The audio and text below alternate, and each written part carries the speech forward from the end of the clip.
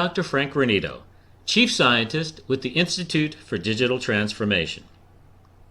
I want to welcome you to Digital Dialogue, where different industry experts discuss digital transformation topics and issues that are of concern to all businesses. Whether you are already a digital enterprise, or on your journey, or still trying to figure out what that all means, we know you'll find something here for you. Remember, as a LinkedIn Live session, this is your opportunity to interact with these experts. Post your comments and questions in chat for a full interactive experience. Welcome to Digital Dialogue. Well, hello, good afternoon from the East Coast of the United States, Dr. Frank Ranito, but this time I am live, not recorded. Today's Digital Dialogue is all about digital transformation demystified. But before we do that, we have a very special announcement. Cue video.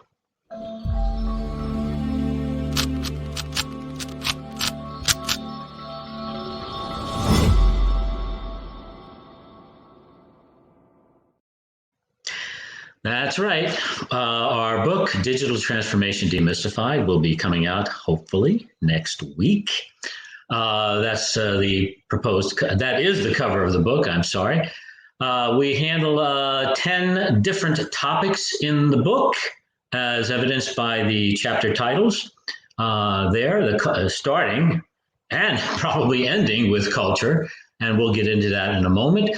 But before we actually do that, I'd like to make sure that everybody knows that even though I'm listed as a principal author, this could not have happened without the incredible contributions of our participating authors. You see on the screen here, our Institute Fellows, who've contributed a lot to this book and indeed to the success of the book. So I cannot take credit for it all, and indeed I would not.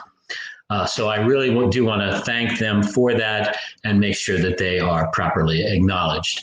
And hopefully several of them, if not all of them, will be on today's dialogue as attendees. So before we go any further, I'd like to introduce today's dialogue guests. So our first guest, we have two. 𝑬𝑗 Jeffress is currently a Senior Vice President and Metro Lead for CGI, an international IT services and product company. Her background includes executive roles in private and public sector organizations, transforming both internal operations and external delivery. She is Colorado-based and also on the board of multiple nonprofits supporting women in leadership, technology, and health. And she is also an Institute Fellow candidate. So welcome, 𝑬𝑗. I'm glad you were able to join us today. Thank you very much. Yep, thank you, Frank. Our second guest, Dr. Winston Gonzalez, a small business owner and agile practitioner based in Annapolis, Maryland, my old hometown. As a part-time instructor, he also teaches agile project management and lean agile frameworks at Georgetown University in Washington, D.C., and at Harrisburg University in Pennsylvania. A little aside, we met over 10 years ago as doctoral candidates with the University of Maryland Global Campus. So I think we go back to 2008 on that, and what a fun ride that was. And we got to know each other pretty well. And of course, obviously, we still stay in contact.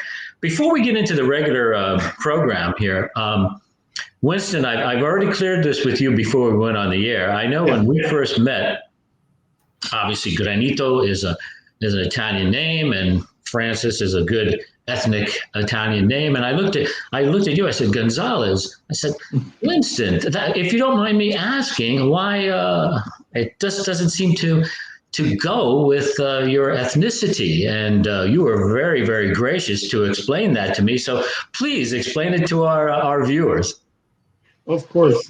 Thank you, Dr. Frank Ranito. It's a pleasure being here and a privilege as well.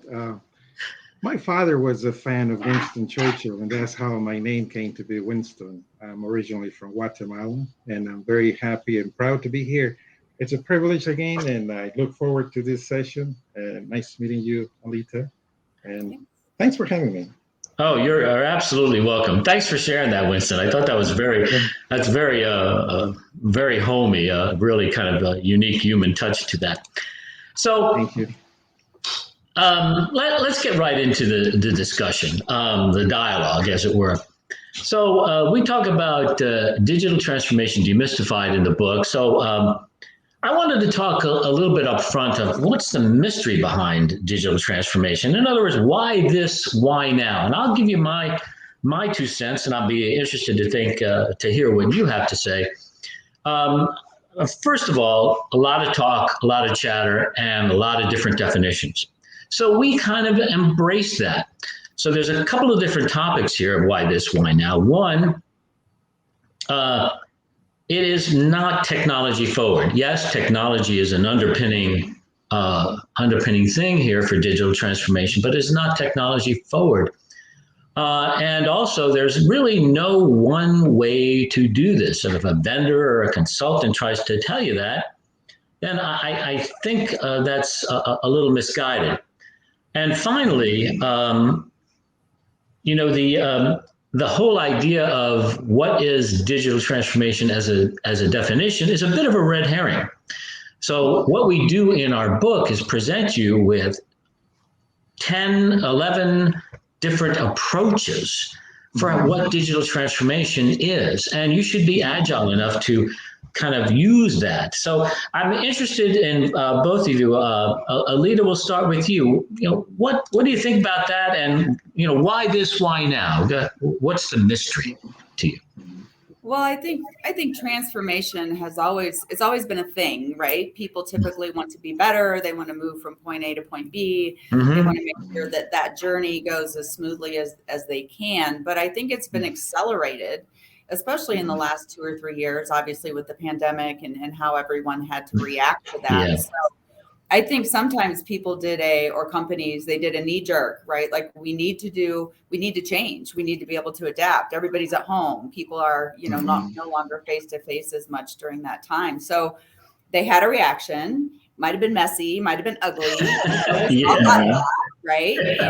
And then a year later or 2 years later, they're having to regroup. So, okay, we did the ugly, dirty, messy way. So now how do we get to where it's more sustainable and operationally efficient, right? And so now it's time to take a step back and kind of really evaluate what really makes sense and how do we do that now? And now people, things have changed. User expectations have changed. So how do we make sure that we do the right blend of business transformation to meet consumer expectations, along with all the new technology that's come about in the last couple of years? So to me, that's kind of the why now, and why do we really have to revisit it and be more about it? So yeah. Incidentally, Mike, thanks for your kind comments there that were just posted on the screen. So that's pretty cool. So what I kind of gather from that is, we gave everybody remote work or whatever we had to do, so they didn't have to come into the office and risk their health.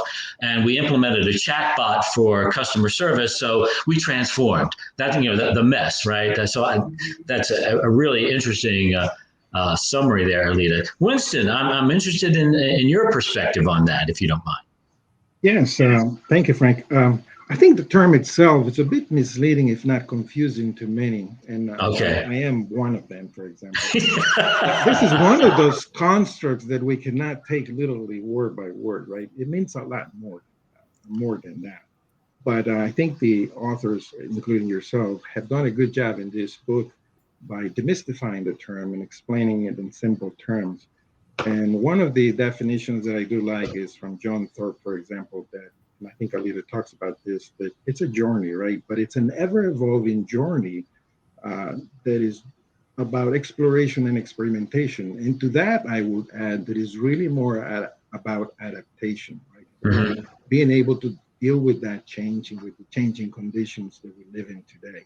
An organization that aims to be competitive and survive and not ignore the changes that we're living today in the technology world, right? And technology is just an aspect of that, but it's not about technology, as the book states it as well. Right. I think another good definition that was in the book was from Roy Atkinson, I think. It's really about a business transformation that it's enabled by that digitalization.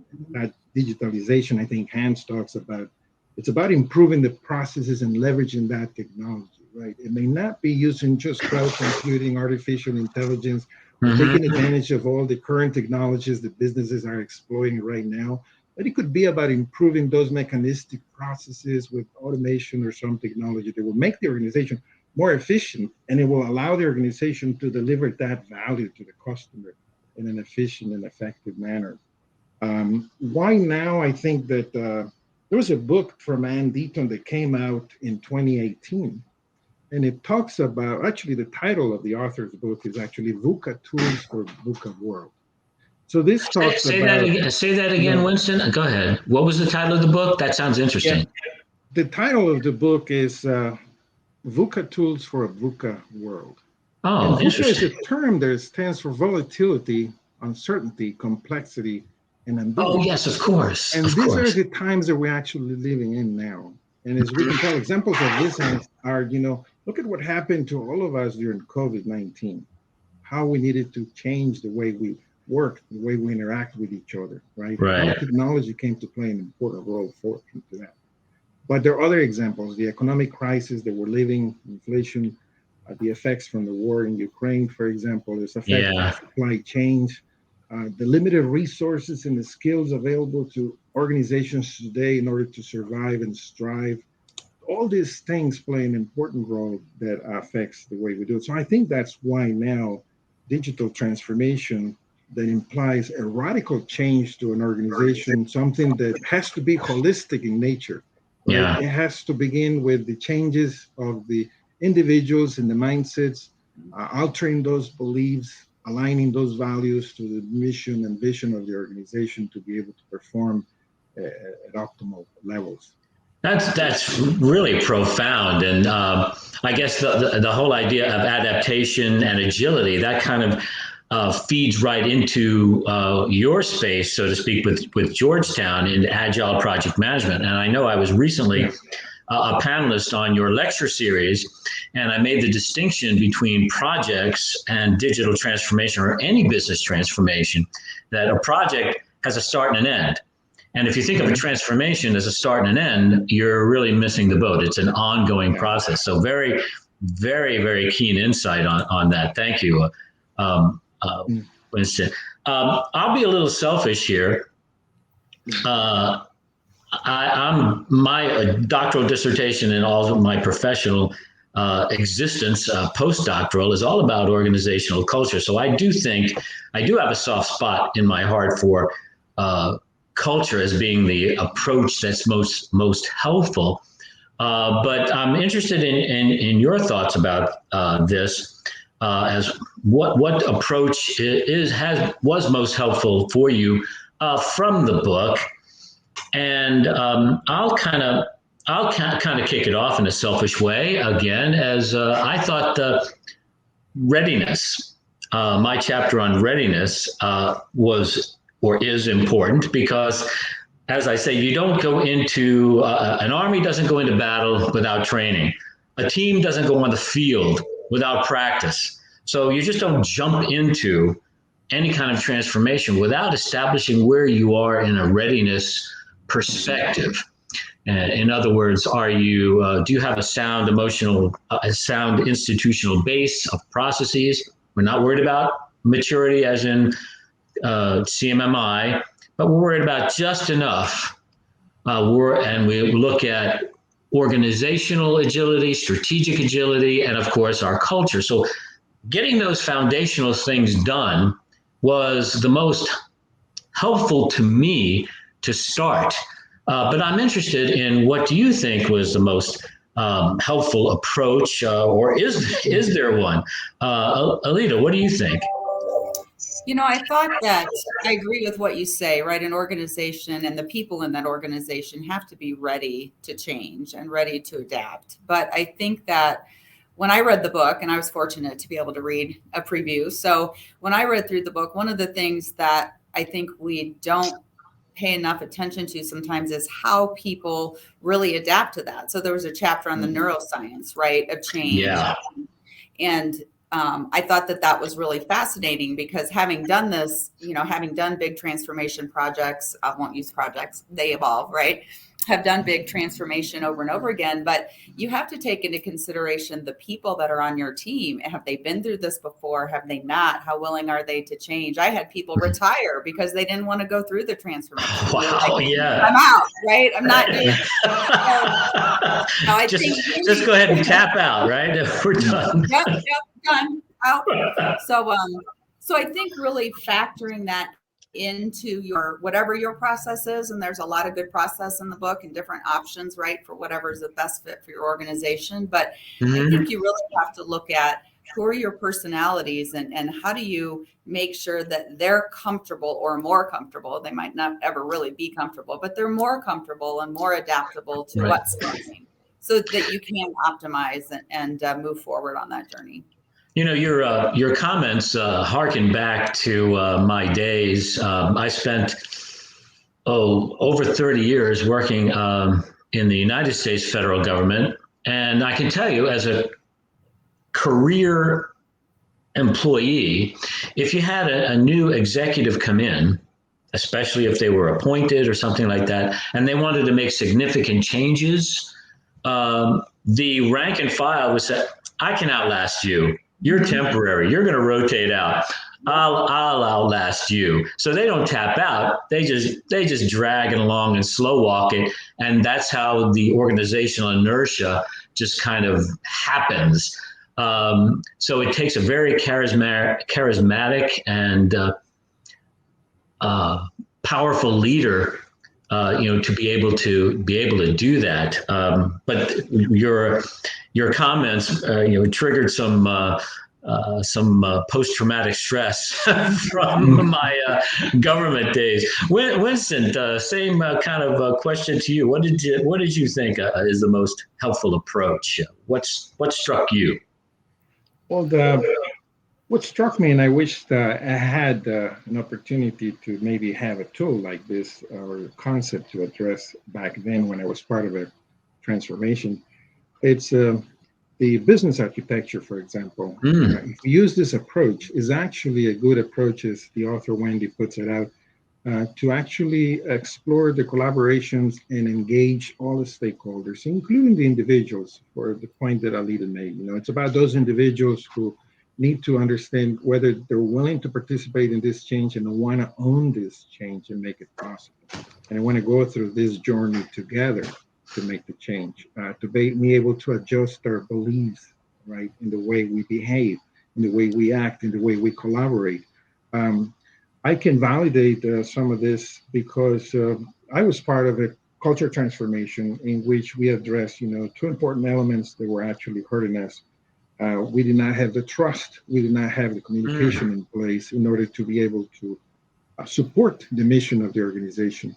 So we also realized that the way we were operating, we were more reactive instead of being proactive.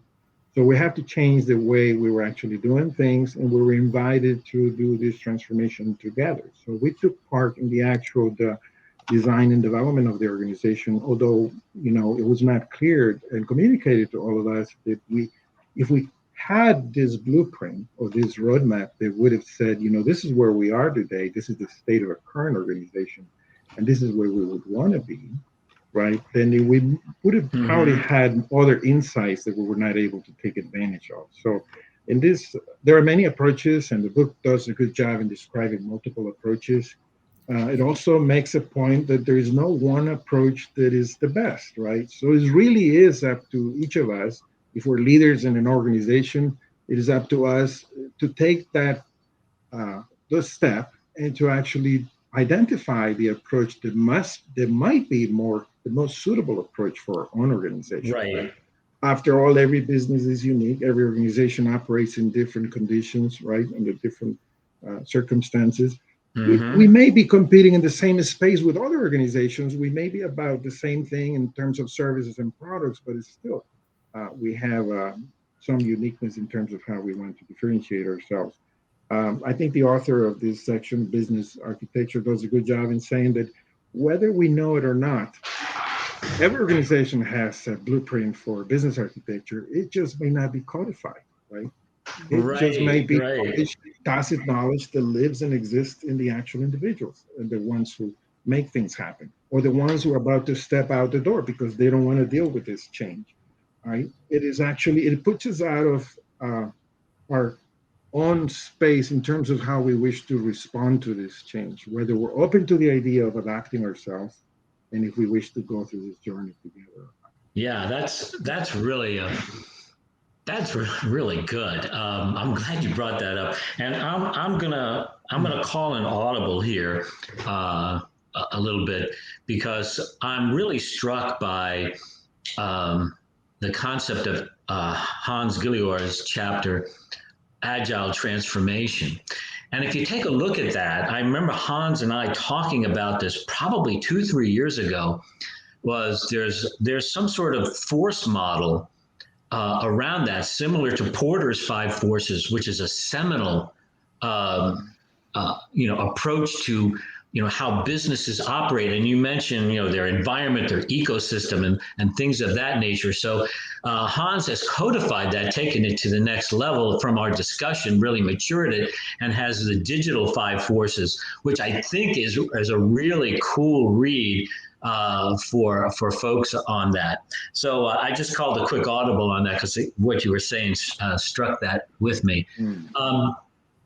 Now, we have a whole chapter devoted to culture, and of course, culture is weaved throughout the book. Every approach has some sort of organizational culture based. And Winston, you talked about basically alluding to some things are written down, some things aren't.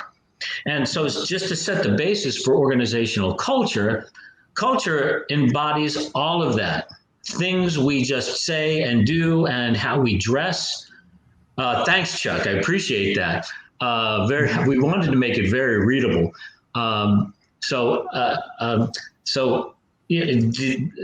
It's things that you say and do, how you dress, your language, what.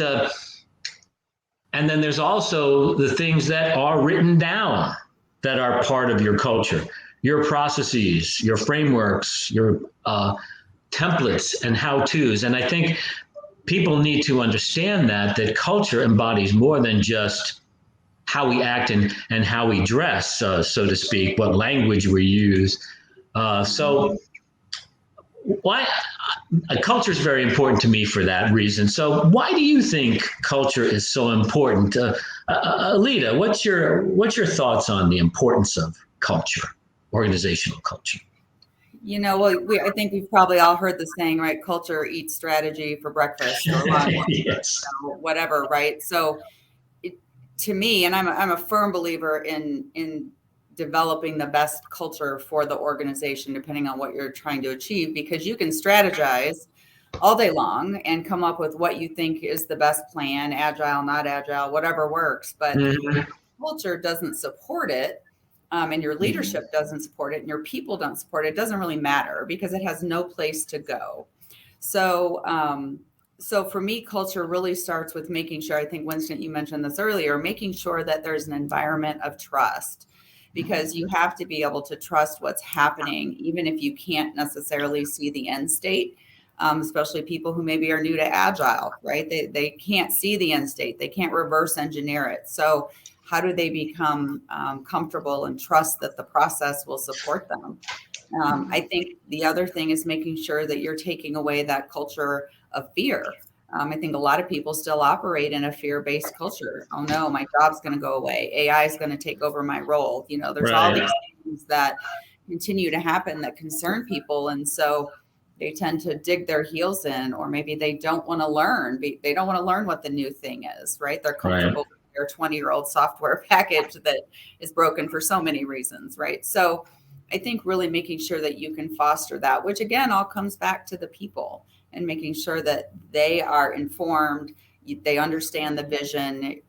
You probably have to repeat the vision over and over again, right? And so people can get it and see where they see themselves in that vision.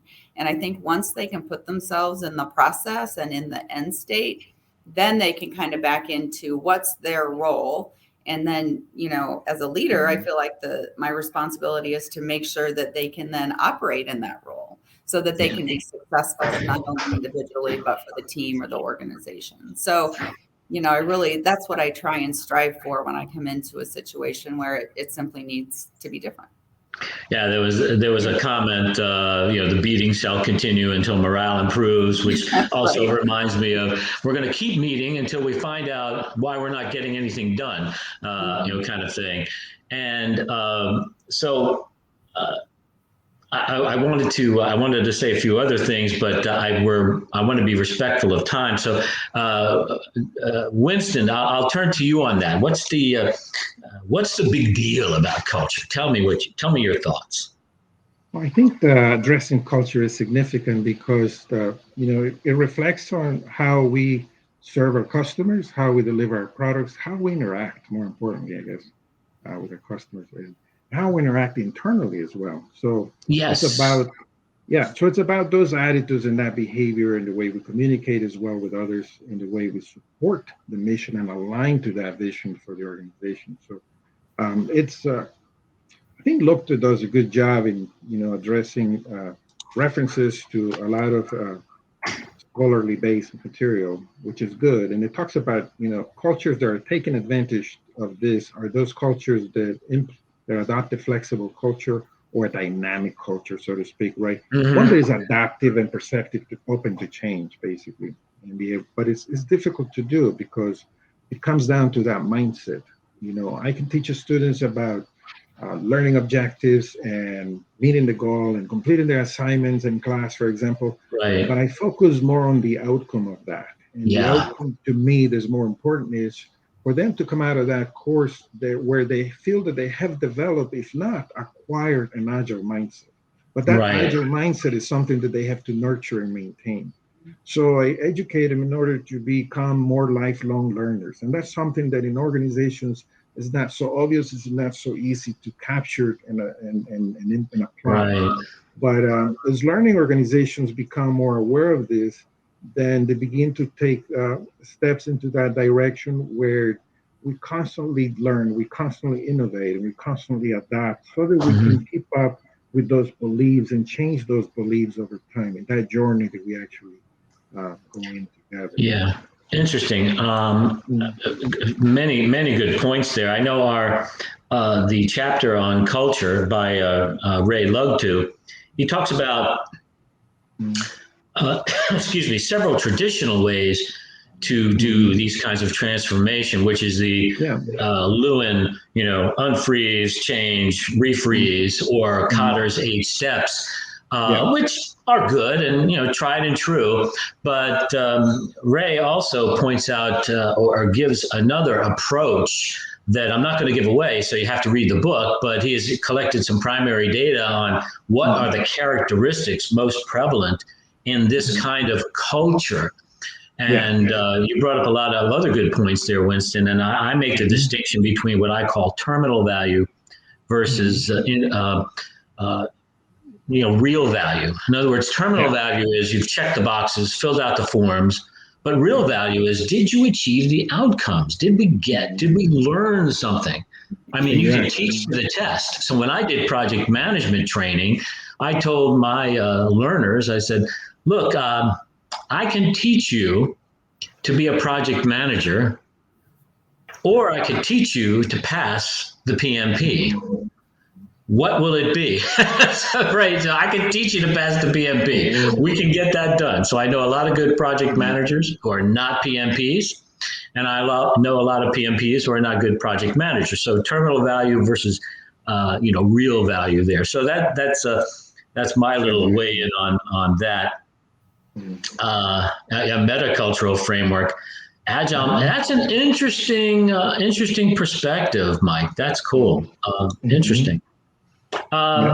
So I want to kind of get to maybe a shameless plug on this, but benefits to our readers and listeners and viewers. What might have we left out of this that could make for more, as we know, Winston, when we were in, studying our doctoral, future research. What do you think about that? I don't know. future research. So what do we have here for future research? What do you think about that, Alita? I'll post that to you first. What do you think? I'm always a big believer in you have to leapfrog to really get above and beyond where you think you're at. And so what does that look like, right? So think research bigger, think bigger, because that's really what I just I have to go out and see, because people get too ingrained. Even if you think you're transforming, like I think we talked about this at the beginning, right? We thought we transformed because we were able to do something in the midst of the pandemic, but now we've realized that was not enough. That wasn't even close to being enough. And so now we need to take a bigger leap to really get to where we want to be. And so what does that look like, right? There's a lot of things out there now that, you think about just bigger capacity or more AI or, more business intelligence. So think about, big sky. What should it really be? What would be ideal for your organization? And I think sometimes we just even if we talk about transformation, we're still too constrained. So think outside a bigger box. So a couple of things about your response there kind of triggered. Is there something we should be doing, say perhaps collecting some primary data on measurements, making some conclusions on that or observations and some analysis on that? That might be an interesting thing to do. And also, I remember from our doctoral days, Winston, when we were finishing everything. It was like the last cohort meeting, and I forget who said it, but one of our professors said, if your dreams don't scare you, you're not aiming high enough. And Alita, that your comments sort of harken back to that. Why do we think small? Aim small, miss small. Or why do we think small? Why don't we think big? And think big, but fail fast. Think big. It's not going to work. Move on to the next one. And then we're back to agile. So that's kind of interesting. So maybe some primary data, taking some measurements, doing some analysis on that. And so that segues into Winston. What do you think we left out? And I'd love to collaborate with you on some future research as we've discussed. But what did we leave out there that you think might make for volume 2? Sure, Frank. I think in reviewing what the book offers, and it does offer several insights as well as good examples throughout the different approaches that are described in the book. I think I would probably consider adding another chapter pertaining to agile HR. Currently, we have seen that organizations in the last 6 years or so have started to shift their way of thinking in terms of how we acquire the talent and how we continue to develop those are skills in the organizations. This is critical to the point that Alita was making. In order to think out of the box, do we have the skills to do that? Or do we have the practices that we do on a cadence where we actually make time to innovate? And what skills do we have now? But not only what skills do we have now, what skills might we need in the future that we need to plan for? That's an interesting perspective. Precisely. So that's the other gap that I see. I think that we left out a gap in terms of education, right? The skills that we need to start to introduce maybe in the middle school years or the early high school years, because our mindsets is something that takes time to change. And we grow up so old that, change doesn't occur overnight, right? Yeah. And we're human, so we tend to fall back into our way of doing things, whatever is more comfortable to us. Yeah, So this is something that I think we have to address in the early years of education as well as the middle years, and so that when we look at our labor force of tomorrow, we actually will be better prepared and ready to deal with situations like this and adapt. Technology is going to continue to change, and it's going to make a profound impact on organizations. Many of them have not survived the era of the COVID, right? And things that cloud computing introduced, if their skills are not there, organizations are not going to be able to also incorporate some of those technologies to make them better and more competitive in their own space. Thank I you. think, yeah, there's quite a bit to address. Yeah, excellent. I think we could probably think of a dozen more things to do, but those are two all good things. And so I really, really, really want to thank Alida and Winston for joining me today on Digital Dialogue. It has been an absolutely lively discussion. I learned a lot, and I know that from my perspective, if you want to learn stuff, you surround yourself with smart people.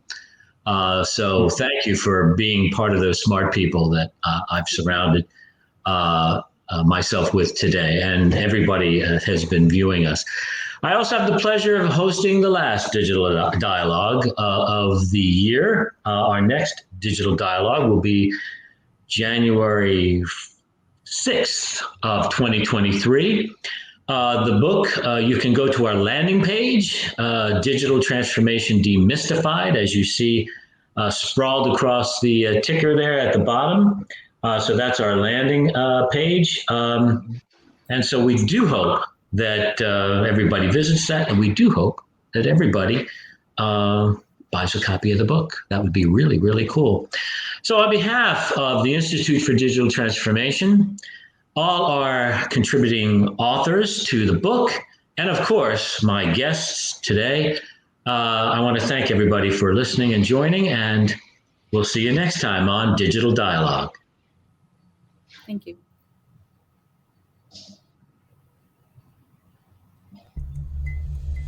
Thank you for joining our Digital Dialogue. Be sure to join our next Digital Dialogue on the first and third Tuesdays of every month.